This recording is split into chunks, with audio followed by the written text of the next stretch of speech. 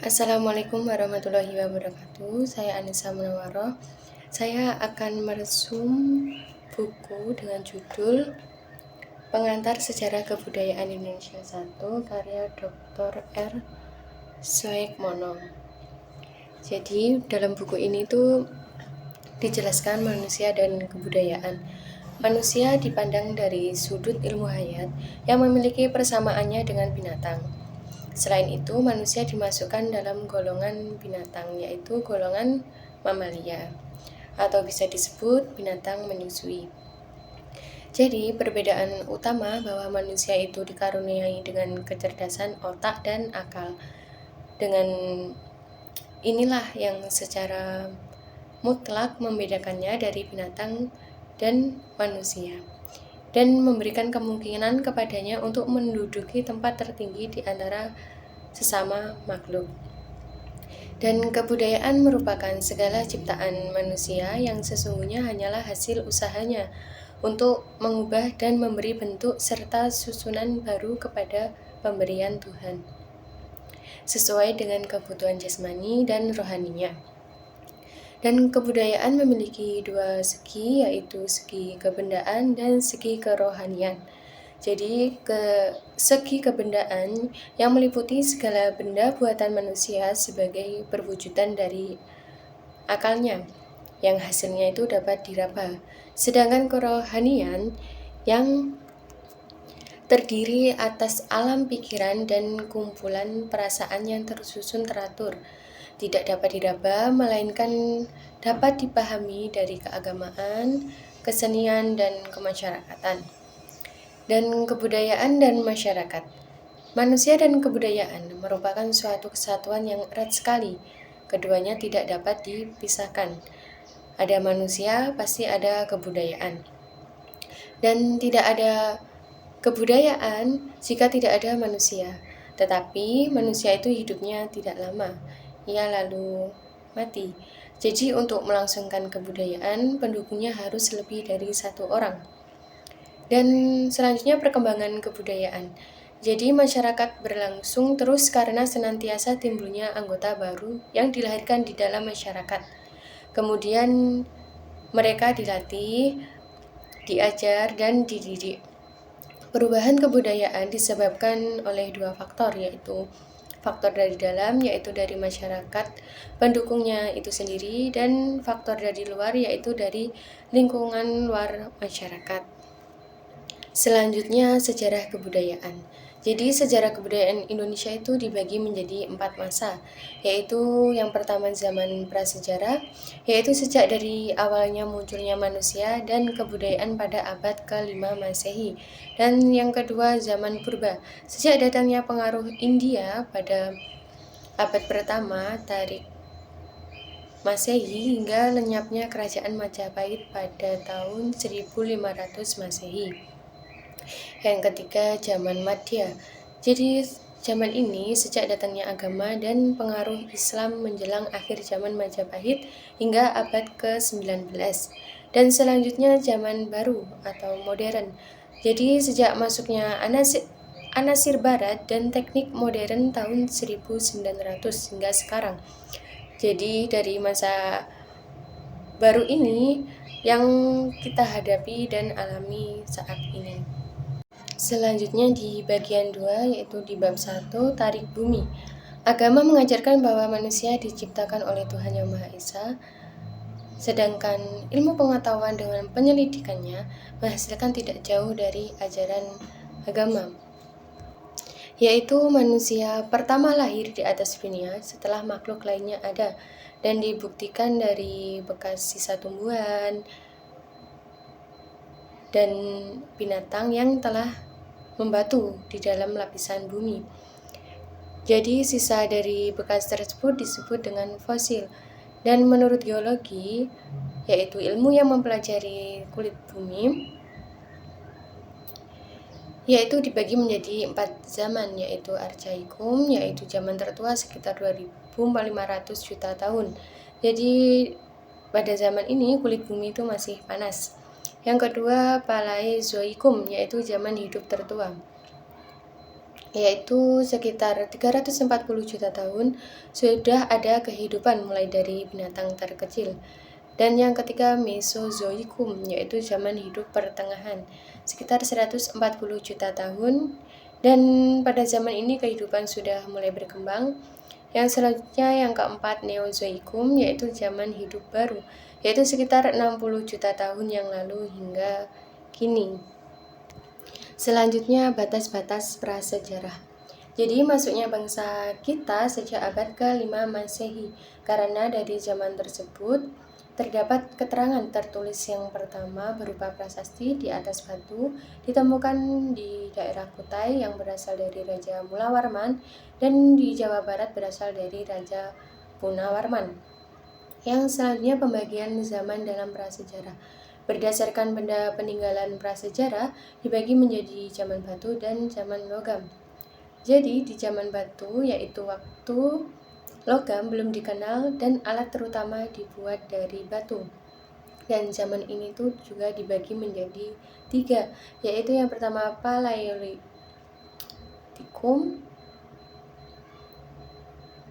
yaitu zaman batu tua. Cirinya alat dibuat dari batu yang dikerjakan secara kasar dan dihaluskan. Yang kedua Mesolitikum, yaitu zaman batu tengah, yaitu cirinya alat masih sama dengan Paleolitikum dan orang sudah tinggal tetap. Dan yang ketiga Neolitikum, yaitu zaman batu muda, yang cirinya itu orang sudah mulai bercocok tanam. Dan yang selanjutnya zaman logam. Jadi zaman ini tuh sudah membuat dari logam.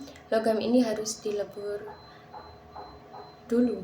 Jadi zaman ini tuh dibagi menjadi 3, yaitu zaman tembaga, yaitu pada zaman ini orang menggunakan tembaga sebagai bahan pembuatan alat. Yang kedua zaman perunggu, yaitu pada zaman ini orang sudah mendapatkan logam campuran seperti tembaga dan timah. Dan yang ketiga zaman besi. Pada zaman ini orang telah melebur besi dan biji menjadi alat yang diperlukan. Selanjutnya di bab 2 Paleolitikum, yaitu yang pertama jenis-jenis manusia pertama. Jadi ditemukan di Indonesia pertama kali yaitu Pithecanthropus erectus pada tahun 1890 oleh E. Du Bois di dekat Trinil di desa pinggir Penggawan Solo, tak jauh dari Ngawi atau Madiun.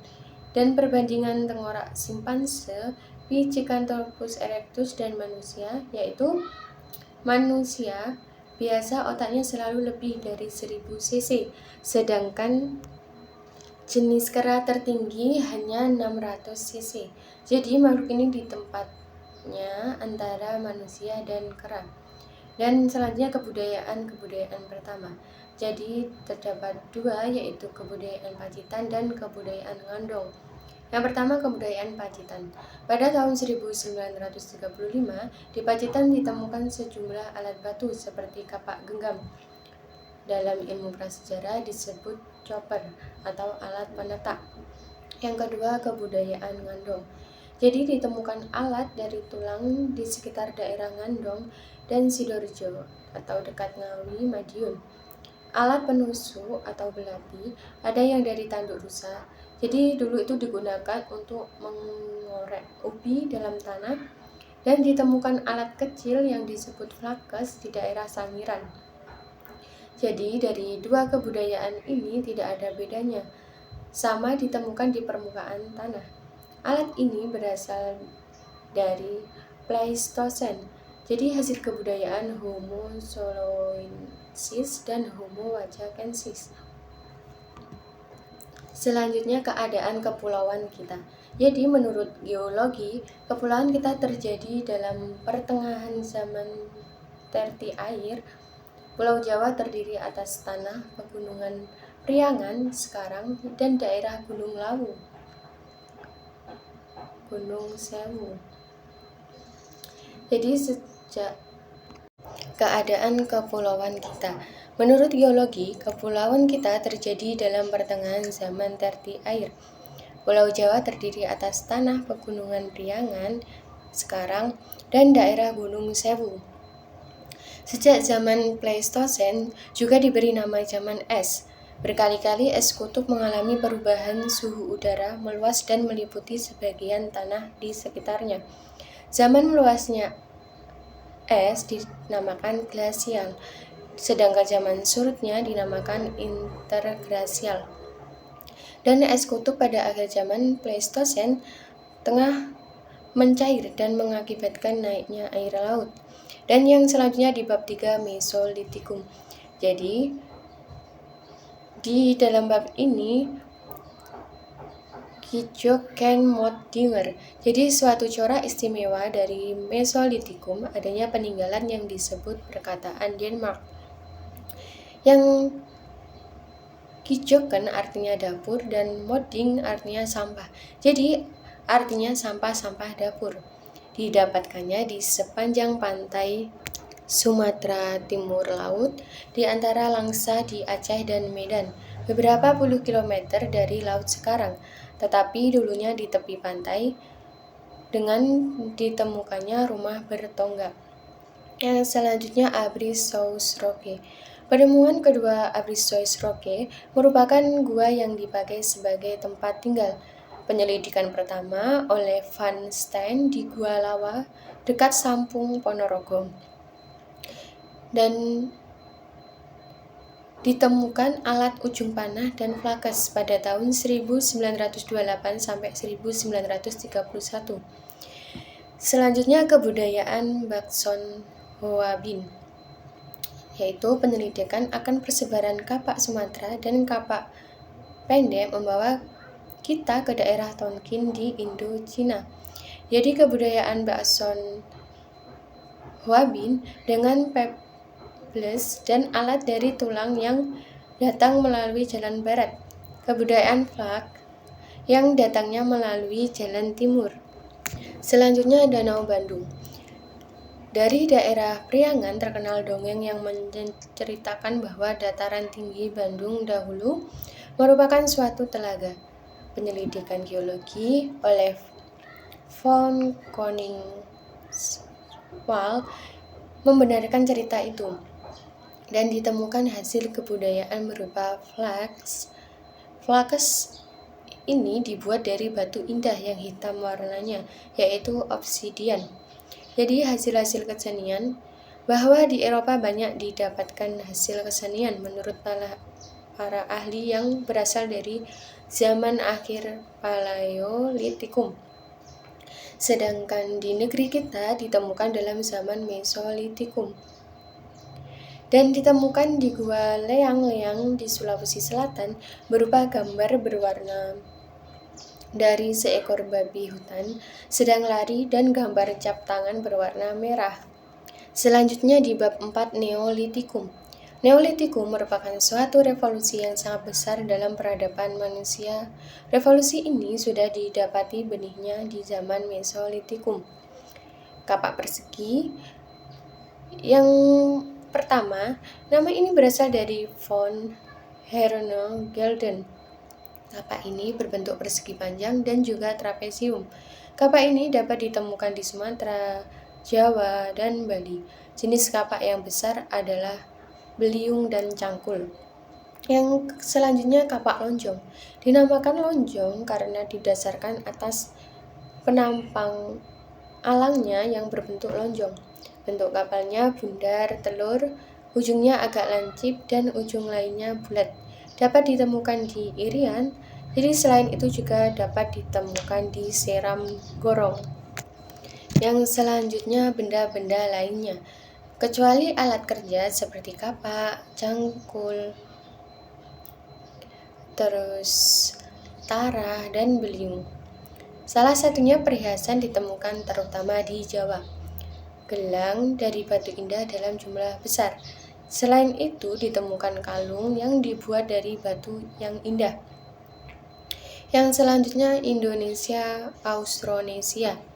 Dalam penyelidikan Kerr berdasarkan perbandingan cocok benar dengan penyelidikan von Hene-Gelden berdasarkan prasejarah, yaitu kecocokan mengenai tempat asal yang meliputi penghidupan dan peradaban nenek moyang di Indonesia dengan menanam padi, beternak, bermasyarakat, berperahu cadik, dan bertempat tinggal tetap.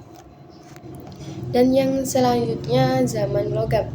Jadi zaman logam dimulai sekitar 6000 sebelum Masehi dengan ditandai penggunaan logam untuk alat menggantikan alat batu. Kebudayaan ini menghasilkan artefak, kapak corong, dan nakara. Nakara yaitu semacam berumbung dari perunggu yang berpinggang di bagian tengah, sisi atas tertutup seperti dandang ditelungkupkan, dan ditemukan di Sumatera, Jawa, Bali. Benda lainnya seperti gelang, anting, kalung, dan cincin. Kebudayaan Dongson pusatnya kebudayaan perunggu di Asia Tenggara. Yang selanjutnya di bab 6 Megalitikum, yaitu Megalitikum berasal dari bahasa Yunani, artinya zaman batu besar. Alat terbuat dari batu besar.